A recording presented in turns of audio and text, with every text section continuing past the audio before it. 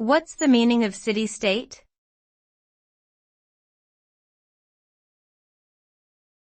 City-state.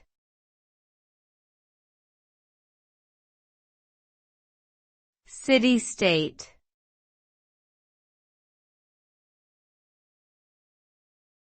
City-state.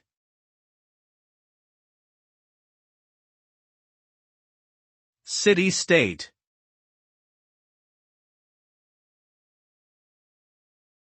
A city-state is a sovereign state that consists of a single city and its dependent territories.